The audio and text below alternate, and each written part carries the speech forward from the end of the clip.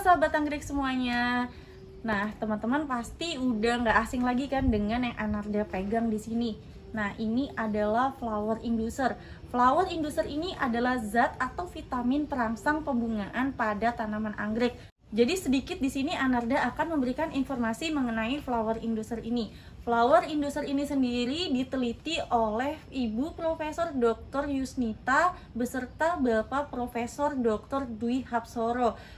Ibu Yusnita dan Bapak Dwi Hapsoro sendiri merupakan Profesor Bioteknologi Pertanian di jurusan Agronomi dan Hortikultura Fakultas Pertanian Universitas Lampung. Ibu Profesor Dr. Yusnita dan Bapak Profesor Dwi Hapsoro sendiri meneliti flower inducer ini beserta para mahasiswanya sejak tahun 2014. Seperti yang kita ketahui ya teman-teman, flower inducer ini memang sangat efektif sekali untuk pembungaan anggrek. Seperti teman-teman lihat di rumah. Bisa sama-sama kita lihat di sini ada Dendrobium superbean dan Dendrobium recesar yang sedang ramai sekali bunganya. Ini adalah efek pemakaian dari flower inducer secara rutin. Terus di sini bisa kita lihat lagi ya teman-teman. Nah, di sini ada Dendrobium diarrhea kali, Dendrobium sanderei. Di sini juga sedang berbunga ramai. Ini adalah pemakaian dari flower inducer juga untuk merangsang pembungaannya. Selain jenis Dendrobium, flower inducer juga bisa kita pakai atau kita semprotkan pada jenis Vanda. Nah, di sini bisa kita lihat teman-teman, Vanda di tempat Anarda berbunganya lagi pada serempak semua. Di sini bisa kita lihat kenopnya, di sini lagi kenop. Tuh ya teman-teman, sama-sama kita lihat ya. Ini ada yang udah mekar juga. Karena memang di kebun Anarda sendiri sangat rutin sekali memakai flower inducer. Bisa dibilang untuk proses pembungaannya di sini Anarda memakai flower inducer secara rutin. Nah, ini juga adalah salah satu anggrek yang kita semprotkan dengan flower inducer juga. Bisa kita lihat ya teman-teman, di sini dalam satu pot ada calon bunganya 3 tangkai. Karena memang flower inducer ini sangat cepat sekali untuk merangsang pembungaan pada tanaman anggrek. Nah, hari ini Anarda diberi kesempatan istimewa untuk berbincang langsung dengan Ibu Profesor Dr. Yusnita dan Bapak Profesor Dr. Dwi Hapsoro. Nah, ayo teman-teman sekarang ikutin Anarda, kita akan berbincang-bincang langsung dengan beliau. Sekarang kita udah sampai nih teman-teman di Universitas Lampung Fakultas Pertanian. Sekarang kita akan langsung berbincang-bincang aja dengan Ibu Yusnita dan Bapak Dwi Hapsoro. Halo Ibu. Hai Mbak Mel, apa kabar ya Allah? Alhamdulillah. Ya, kita nggak berjumpa ya. Ibu Pak, apa kabar Kak? Alhamdulillah. Bu, seperti yang kita tahu kan Bu, flower inducer ini sangat bagus banget Bu untuk merangsang pembungaan pada tanaman anggrek. Boleh nggak nih Bu dijelaskan kandungan dari flower inducer ini apa aja sih Bu, sehingga efektif banget flower inducer ini untuk pembungaan pada tanaman anggrek? Ya. Wah, terima kasih, saya tersanjung. Masya Allah ya, yang peneliti itu kalau bermanfaat bagi masyarakat itu yang paling senang. Iya. Jadi para pencinta anggrek di seluruh Indonesia, penggemarnya Mbak Mel ya. Saya tersanjung sore ini ada tamu yang sangat spesial yang menanyakan tentang kandungannya invensi kami, yaitu yang kami sebut sebagai flower inducer. Flower inducer tersebut dari akar katanya kan flower inducer, dari perangsang pembungaan. Nah, ini memang biasanya kalau perangsang pembungaan itu faktornya banyak Mbak Mel, tapi kami mendekatinya dari faktor hormonal. Jadi faktor hormonal yang kalau kita menyemprot ke situ, maka hormon di dalam tanaman itu kita inginkan untuk diproduksi banyak-banyak oleh tanamannya. Nah, kalau kita menyemprot dengan, kebetulan kalau yang pas untuk pembungaan, ini banyak literatur yang mengarah pada sitokinin. Sitokinin adalah salah satu kelompok dari zat pengatur tumbuh. Dan penelitian ini sebenarnya sudah lama Mbak Meli. Kami menemukannya pertama kali mengajak mahasiswa penelitian ini tahun 2014. Lalu beberapa tahun kemudian juga masih kami fine tuning. dari beberapa hasil itu kemudian kami rangkai, kami sintesis lah ya, mana yang kira-kira paling bagus untuk banyak jenis gitu ya. Tentu saja tidak bisa semua baik, pasti ada yang cocok, ada yang kalau misalnya yang bandel ya agak lama. Jadi sampai sekarang itu kami masih fine tuning juga, tetapi untuk sementara saya dan Pak Dwi itu merasa bahwa ini bagus. Isinya adalah 2 jenis dari golongan sitokinin, 2 jenis zat PT dari golongan sitokinin. Yang umum adalah bensil adenin atau BA, atau orang menyebut BAP juga, karena BA itu sama persis dengan BAP, hanya namanya saja karena aminopurin itu adalah adenin. Yang satunya lagi adalah jenis sitokinin tipe yang lain yang bukan adenin type ya, tapi adalah tidiasuron. Ini fenilurea dan dia mempunyai efektivitas yang tinggi, tetapi kami hanya memberinya sangat sedikit. Jadi kami mencampurnya dengan BA agar supaya dia lebih kuat ini kekuatannya untuk menginduksi pembungaan. Tentu saja kami tidak selalu berpendapat bahwa dirangsang bunga kalau tidak ditambah nutrisinya itu kasihan tanamannya, sehingga ini juga kami tambah dengan NPK. NPK adalah unsur-unsur hara makro, nitrogen, fosfor, kalium, unsur hara esensial yang harus dibutuhkan oleh tanaman itu harus ada dan dalam jumlah besar. Apalagi kalau dia keluar spike. Oleh karena itu kita titipkan di sini juga NPK itu. Kalau disemprotkan berarti supaya dia kalau spiking itu dia juga ketercukupan NPK-nya. Jadi ada NPK, kemudian sitokininnya 2 macam. Ini kami racik dalam larutan yang homogen.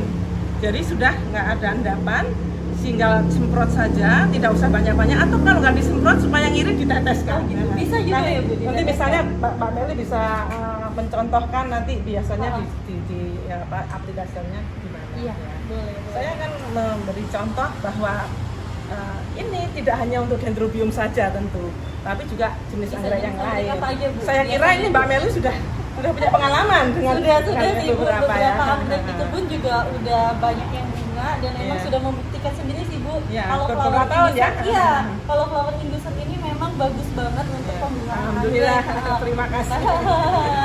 Terus Bu, untuk aplikasi pemakaiannya Bu, selama ini kan memang Meli sudah menjelaskan nih ke teman-teman semua kalau cara pemakaiannya itu di spray halus bisa. Tapi siapa tahu teman-teman pengen tahu nih secara langsung Ibu yang mengaplikasikannya nih di tanaman anggrek itu bisa seperti apa aja sih untuk pengaplikasiannya kayak gitu Bu.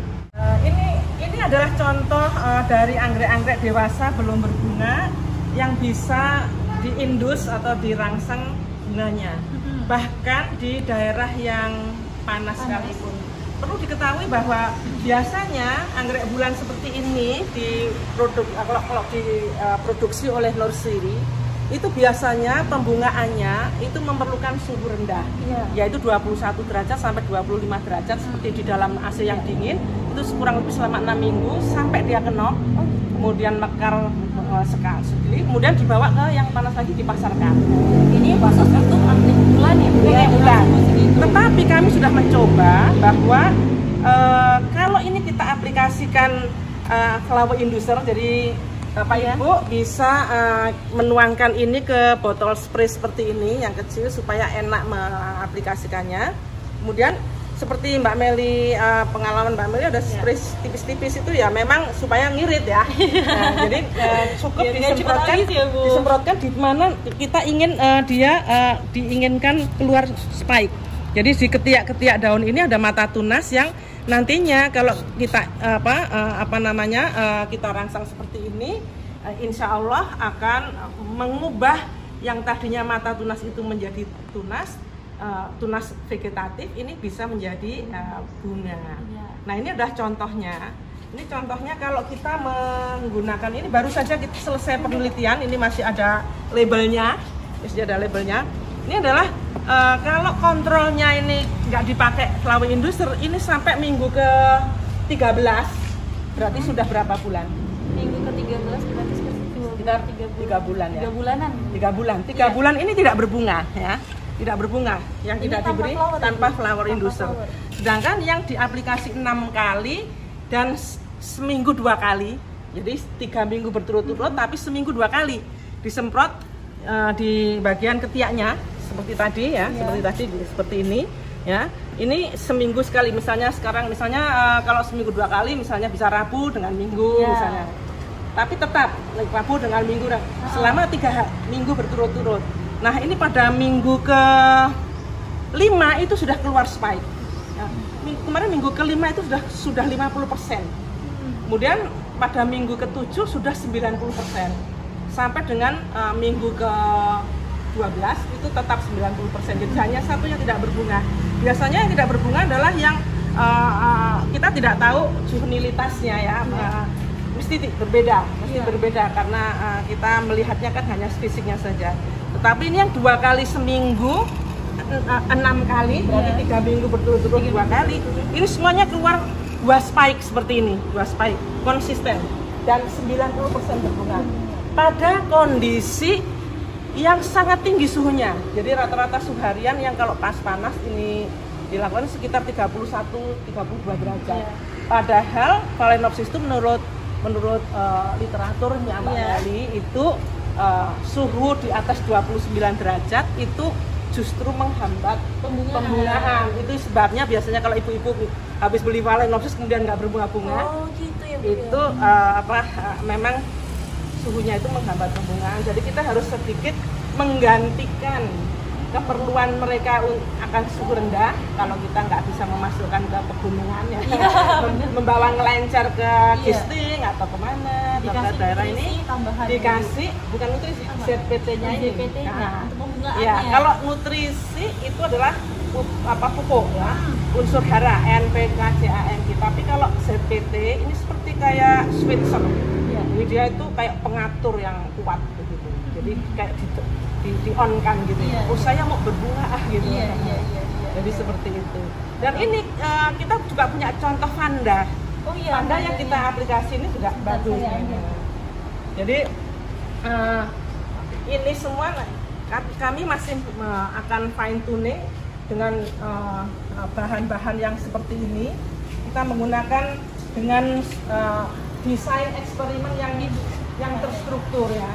Ini adalah contoh Vanda Mimi Palmer yang sudah di aplikasi Flower Inducer, semacam Flower Inducer tetapi dengan konsentrasi yang agak berbeda ya ini ya. Ada ininya enggak? Nah, ini lebih tinggi sedikit ya, lebih tinggi sedikit.